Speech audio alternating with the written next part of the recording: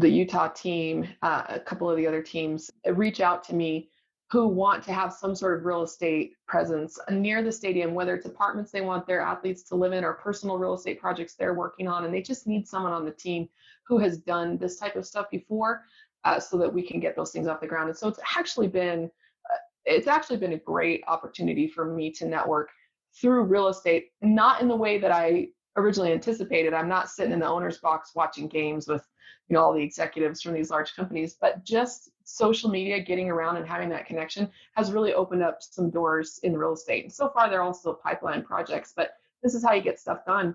Exactly. You get some sort of an interest or a hobby and get involved in that, whether it's a philanthropic organization, nonprofit, or some sort of a hobby or sport in my case, and you just start hanging out with those people. Your network is your net worth. Come listen to some of the most successful people I know share invaluable knowledge, stories, and advice in real estate, business, and beyond. This is Weiss Advice. Whether you want to take your business or personal life to the next level, look no further. Welcome back to Weiss Advice. I am your host, as always, Yonah Weiss, and it is a pleasure to be joined today by Emma Powell from the beautiful state of Utah. What's going on?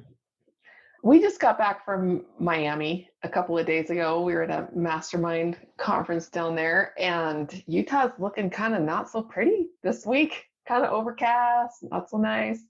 But man, I missed it. We lived here about 3 years. We just had our 3-year anniversary. Wow.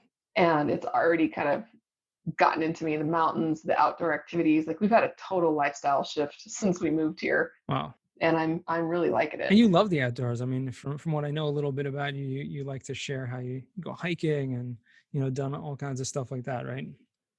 Yeah, I grew up in Seattle, not as much outdoors as I would have liked, just because it rained a lot. And then we spent 20 years in Austin, Texas, and still love the outdoors, camping, hiking.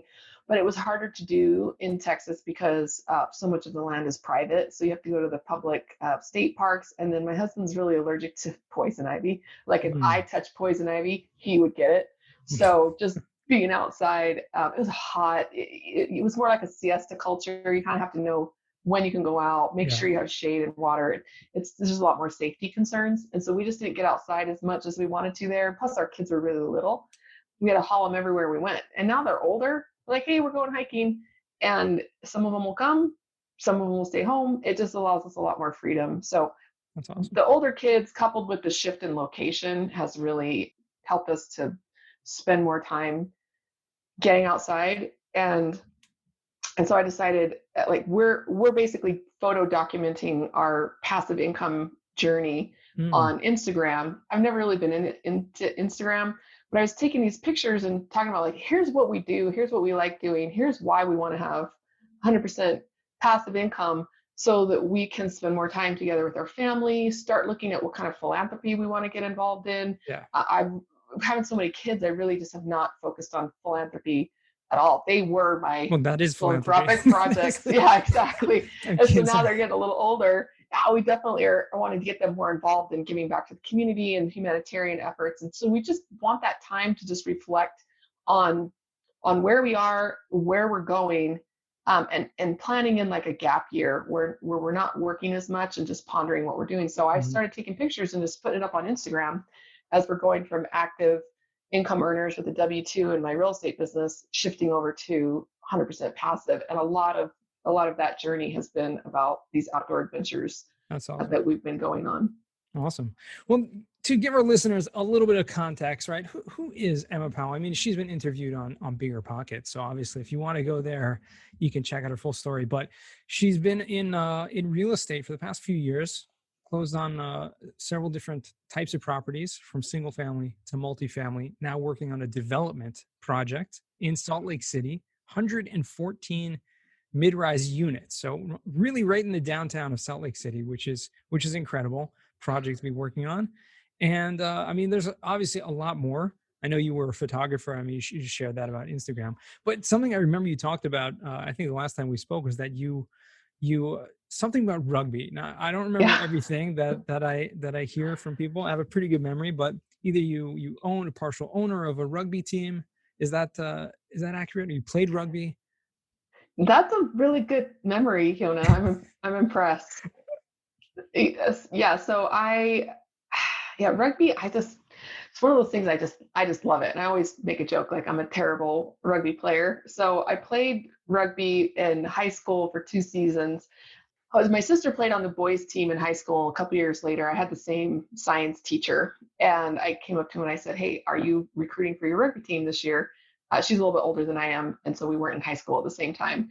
And he said, "Yeah, we're starting a girls team this year." And my first thought was like, "Oh, girls team! Like, I really wanted to be on the boys team. I cannot explain why, but I was a little disappointed." So I went out to practice, first practice, with maybe 4 or 5 girls there. Rugby is a game of you have to have 15 players at least, right? So we just never could field a team that first year. So it folded after just a couple of practices. And then I joined the boys team. And I got to tell you, I was not sad because boys, we had 3 different high schools practicing together, and there were always, 25, 35 people there. And I got a lot of experience doing that. But I mean, still a high school team. We were terrible, right? But it's a pretty rough game also, no? Isn't it? But see, that's what I like. And I've spent some time, because after high school, the second year, my senior year, we did start a girls team again. And I played on that girls team that season. And then I didn't have anything to do with it for a long time. I didn't play in college. My sister actually started the girls team out at BYU, and I think it was 96, but I didn't go there. So I never played. I would try and go out and play pickup, and the guys wouldn't let me. All these New Zealander guys were like, who's this, right? So I really didn't play much in college. I was still pretty terrible and just left it alone. I tried to play after my first baby was born. I joined the women's team in Austin, and it was just a commute, and I got pregnant again, and it just never worked out. So when my kids were a little bit older, I went out and signed them up for a youth rugby team, and the coach said, "Hey, we're starting a women's team. You want to join it?" And I was like, "Actually, yeah, like sign me up." I think I was 39. I hadn't played for 20 years. And we went out there, and the kids played and I played, and that was in South Austin, and that just kind of reignited this passion for rugby. And I actually was in business school at the time. I got an internship at a soccer and rugby camp for kids, met the general manager of the Austin team that they actually ended up that first year that the pro league was formed, the Major League Rugby. And so I worked for them as a marketer. And that high school coach back from, the 90s had gone on to coach the national youth team and was the head coach and general manager of the professional team in Denver. And so he and I reconnected over social media. He said, "Hey, I see you're back in rugby." And so he came to Austin with his team. We reconnected. And now we're kind of working together on maybe buying some apartments near the stadium in Denver so that they have a place to house their athletes. And he developed that whole civic center in Glendale, Colorado, right in Denver, for the stadium, the city hall, all the parks. So he has some really great connections in that area. So it's kind of fun how it's come full circle, because as soon as I moved to Utah, I was asking, can I work for the Utah team? The league and the team are in here in Salt Lake, and neither one of them had a job. So I just said, well, forget that. I'm just going to become an investor. So I had bought in a couple of shares of the Salt Lake team, Utah Warriors. And so junior owner there, and then reconnected with that, my old high school coach, and just have been running in this world for the last couple of years since so interesting. Right before we moved here. Yeah. And it's been great. And mostly the reason I invested was because I knew I was getting into real estate, and I really wanted access to the ownership group. So any events or meeting people, and it has not really panned out that way. We don't hang out. So, but still, I love just going to the games and watching and meeting whoever I can. And it's the networking, that's, investing in a project or something like that. You're rubbing shoulders. Well, maybe not today, but, networking with people of, kind of higher stature that maybe invest in other things as well. So stranger to that either. I mean, you run a local like real estate meetup.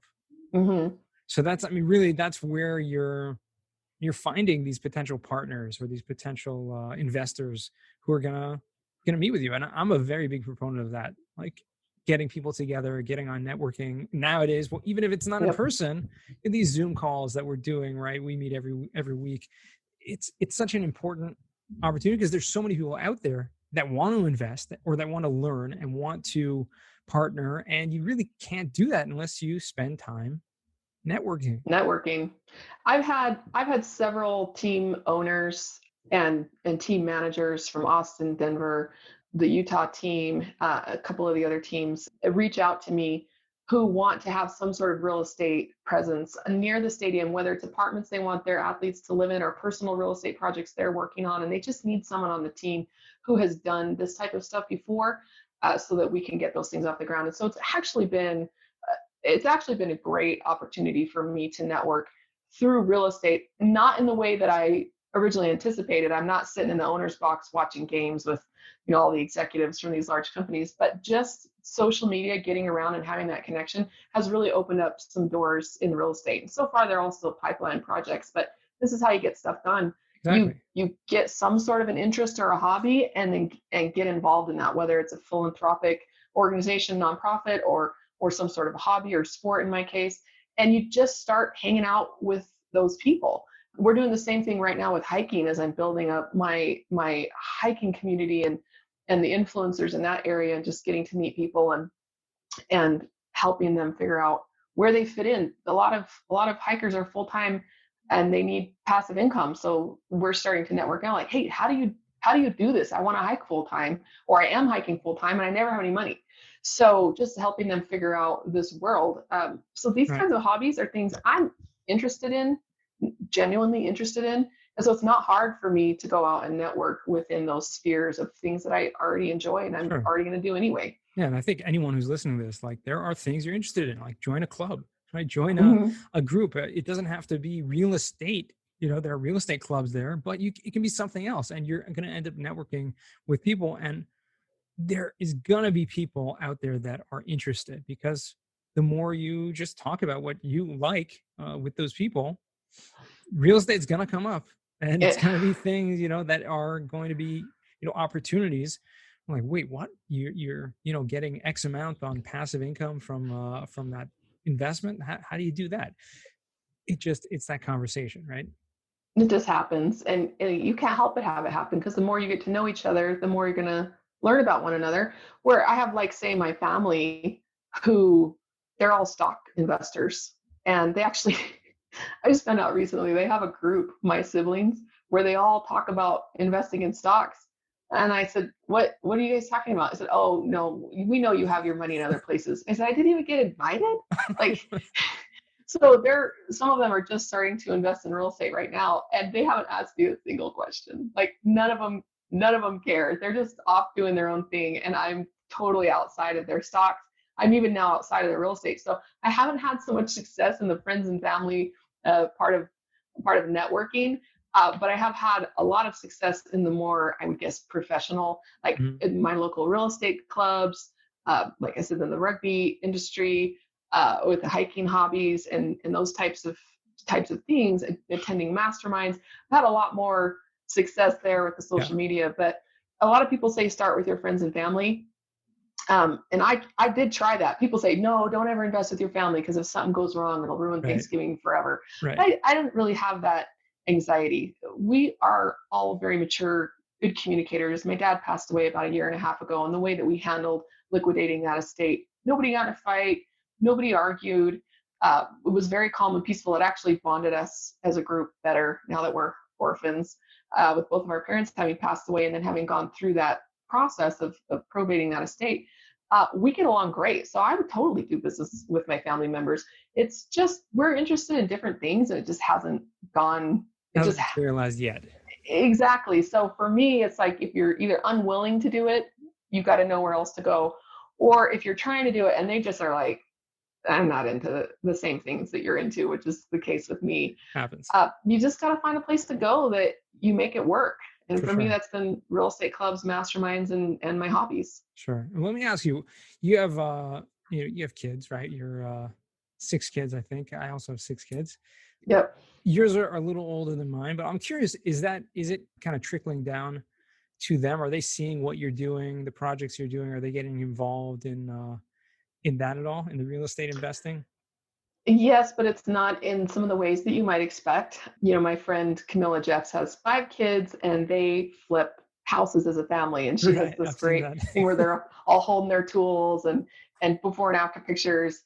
My kids are not doing anything like that. They're more learning by osmosis right now. So I've got my oldest is 22. She's a senior in engineering school. So I brought her to a real estate mastermind weekend for millennial investors. I think we got invited to chaperone. Like, you needed some old people there to make sure nobody gets throwing up drunk all over the place. And so we brought our older teenagers, my 19-year-old, she was 21 at the time. And she walked into there thinking that I'm not interested in real estate. I'm just here to hang out. Walked out, and they had basically talked her into starting an engineering consulting business, like being an entrepreneur, which she never wanted to do. She was more like the employee, just get a good job and stay at home mom, take a break. Like that was her plan. And she walked out of there going like, I can run an engineering consulting business, even as a stay at home mom, a part-time thing. And then I'll have money to be able to go buy rentals. So I didn't have to do any of that. They completely changed her mindset there. My 19-year-old was recently diagnosed with autism last year. And I keep telling him, I said, look, if you just want to play video games for a living, buy a fourplex. Just live in one of the units, rent out the rest of them. I will help you figure this out. And then all you have to do is answer calls once a month or once every other month when their Right. sink breaks, and I hire the handyman. I will teach you how to do this. And literally, because he struggles with just the basics of like holding down a job, which is very common among people with autism, underemployed or unemployed. We're looking at getting involved in a nonprofit that helps give these kids job training skills, but also the life training skills on how you actually hold down a job. He's very intelligent, but he struggles with just those simple basics. I'm like, well, if you only want to work part-time or have passive income, buy a couple of fourplexes. I'll walk you through. So he's starting to get that into his head that it That's might great. be a better fit for his lifestyle and his particular situation Yeah. due to his struggles. And then my 17-year-old and my 14-year-old, we just bought our first investment home together. We went in 3 ways to buy a note on a mobile home. The seller finance, it's a 9-year note that we picked up. It's something like a 200% return on the cash that they invested over the 9 years. Mm-hmm. And they got to learn the process of how you meet the people that brought me the deal. I closed on it. We went to the bank. They pulled their money out, hand their money to the seller. You have to go down to the DMV and get it retitled. And now we can drive by their mobile home and take pictures. And so That's we've so had that cool. about 5 or 6 months. And my 17-year-old wants to be a full-time landlord. That's her goal. That's awesome. And then, the 9-year-old and the 12-year-old are listening. So Yeah, we'll get for them. sure. So For sure. it's more osmosis. Nobody's holding the hammer. Nobody's flipping houses. Nobody's really into it. Yeah, but you're But not, they all recognize it. you're not flipping houses right now either, right? I'm saying. I've actually never flipped a house. Right. So they're not going to be doing that, but Yeah. But you're working on this big project now, right? This development project.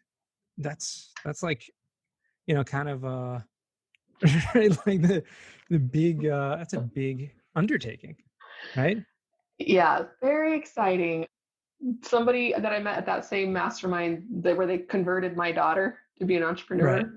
brought me the deal, and we ended up putting it under contract and getting it to the point where we're raising money to close on the land, and I was never really on my radar to do a project like that. But it was like, oh, you have large multifamily experience because we have a 50 unit in Idaho, one of those heavy value adds. Right. And then we've got another 34 units in Little Rock, Arkansas, that again, very heavy value add, like class D up to class C type of lift. And so I said, well, I don't know anything about ground up development or construction, but I know some people who do. So I said, I've got the large multifamily experience, and I brought in as partners 2 local commercial contractors. One of them is north of Salt Lake, and he sits on his city's planning commission, and he does industrial development, warehouses, storage, that kind of thing. And then the other one is local in Salt Lake, and he does this type of project, but he has never invested in one before. And so he's the major financial backer. And those 2 guys with their construction experience has been fantastic. That's And awesome. then we've got our financial manager is out of LA, and he does underwriting for I think he's Goldman Sachs right now, and basically underwrites commercial developments for his day job. And so he makes sure that we have accurate models and numbers. And I just met a couple of them through podcasts I've interviewed on. They reached out. Some of them I met at mastermind conferences. Some of them were just word of mouth, like, hey, I need to introduce you to somebody who Right. has a skill that you said you've been looking for. And so we put together this team, and we're taking it down. That's awesome. It just shows you also shows you the value or the importance of just being open to, you know, what you're doing and what you're working on. Like you said, someone introduced you to someone because they knew you were working on something and they thought that could be a good connection. I mean, that's incredible. Mm-hmm. That just goes to show you, had you not shared this with anyone, right, you'd be still trying to figure out how to do it on your own. It's just pretty crazy. Yep. And he's been great. He originally just wanted to work for free. He said, I'm learning how to underwrite value add apartments. Normally I do like commercial developments, like retail centers and things like that. And I said, well, can you underwrite a multifamily development? He said, sure. You know, that's not too far off of what I'm already doing. And what we ended up getting was he just was such a workhorse. He's just so dedicated and so gifted at what he does that I said, hey, you want to keep doing this, because we're going to need this to be remodeled consistently as we're making decisions. We need to have these models to help us decide, oh, do we want to refinance? Do we want to keep the loan we've got? And he was just doing such a great job. I said, do you just want to partner on this?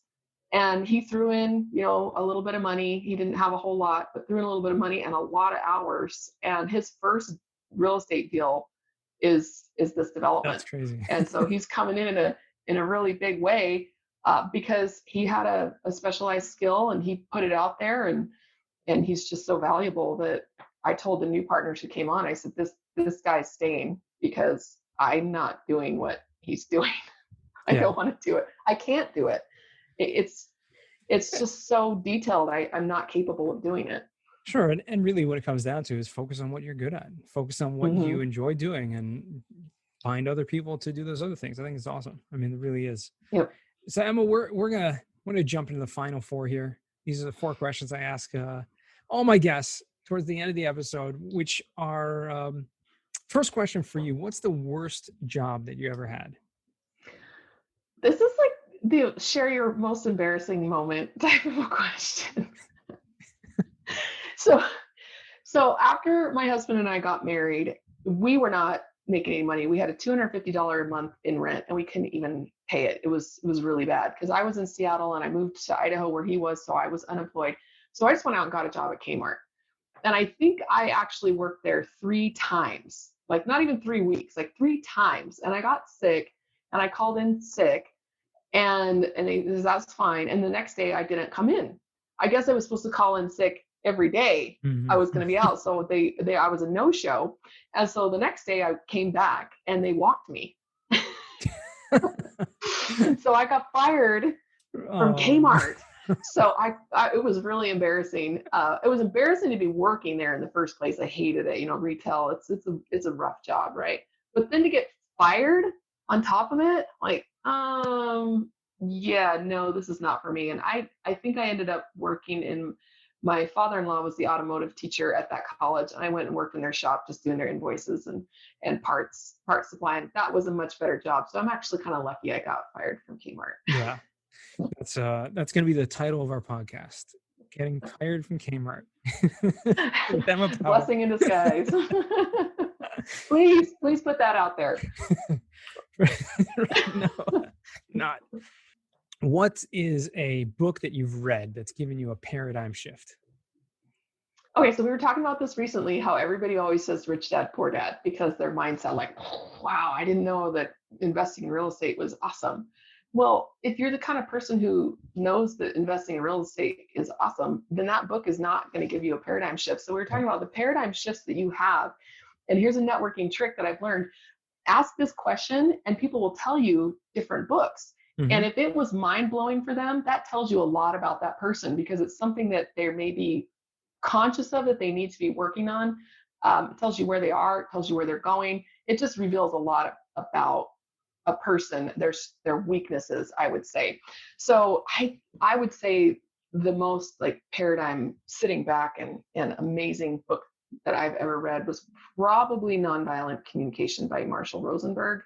He was a mediator for various organizations and governments around the world and talking about how to communicate what you need to say, how to listen to what other people have to say, and then recognizing that you can't change that person. You can't control the situation. You can't control the person. It's putting it out there and being able to be nonviolent in your needs and teaching you what anger is basically a sign of feeling not heard, these types of things. And I think that really opened up my world. And that was referred to us by the unschoolers in our homeschooling community of how to raise your kids in a way that we're not always trying to micromanage, boss them around, tell them what to do.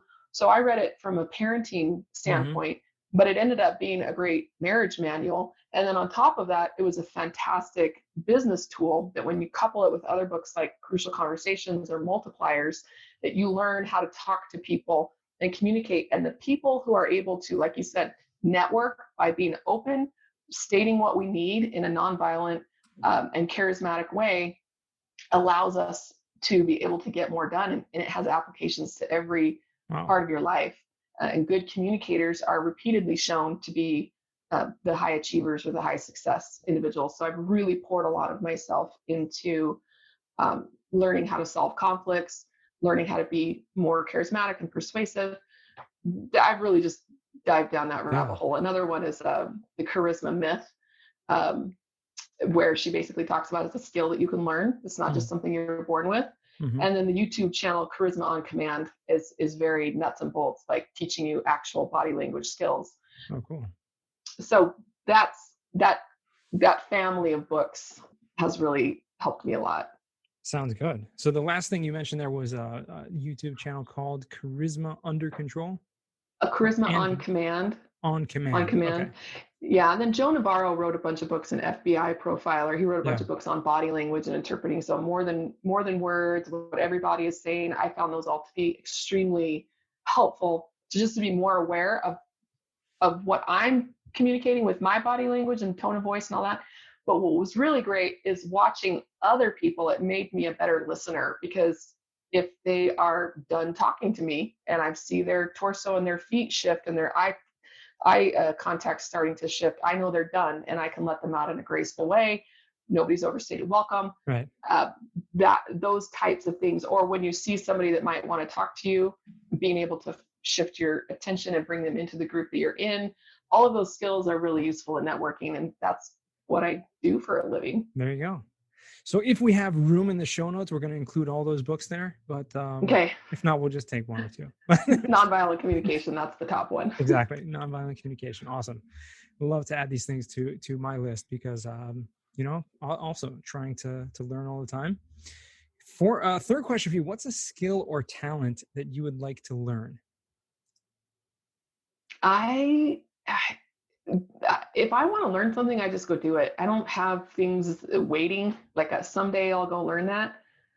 If I want to do something, I just go do it. So I am one of those people with 10,000 hobbies, and you can tell by my YouTube, like what I was into, like, lately hiking and the economics is what I'm in right now. But you scroll back and you're like knitting or piano riffs. Like it just, if I want to do it and it looks interesting, I go do it. So there's really nothing on the list right now that I want to go learn. I want to get better at the stuff I'm already doing. And I certainly, in a business, I'm trying to get more organized. Like with my networking, I call it technical networking, where you're going to follow up by being able to capture data, get it into a CRM, do follow up with email, like the whole drip campaigns.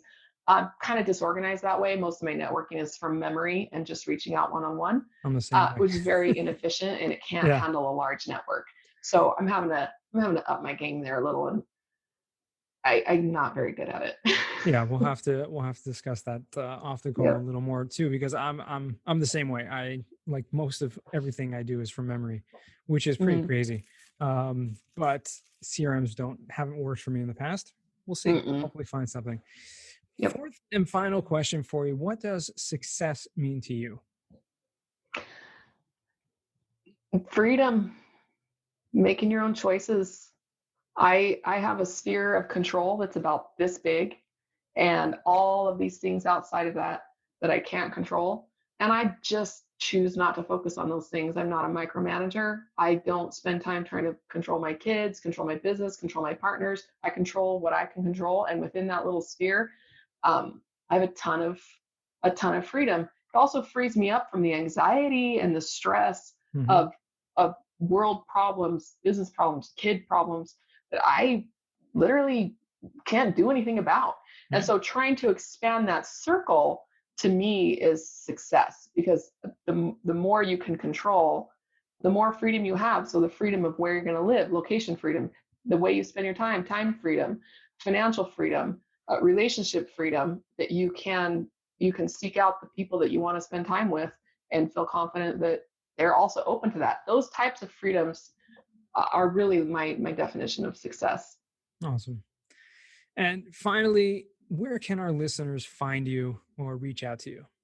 Facebook, LinkedIn are great ways to get a hold of me. I'm Emma Powell 28 on both of those. On LinkedIn and Facebook, I have a group dedicated to the passive investor, where it's a dating group where we match up passive investors to active investors. If you have a deal or if you have cash, go there, meet people, place capital. I have deals, they have deals, just getting together. And then on Instagram, it's emmapowell.28, because Emma Powell 28 was taken by somebody else. Oh. But also on Instagram, I'm Passive Income Adventures. And so that's just like some fun photos of stuff that we do and trips and things that we're working on. So that's the best way to connect with me. Instant message through Instagram is great because it taps into my Clubhouse profile.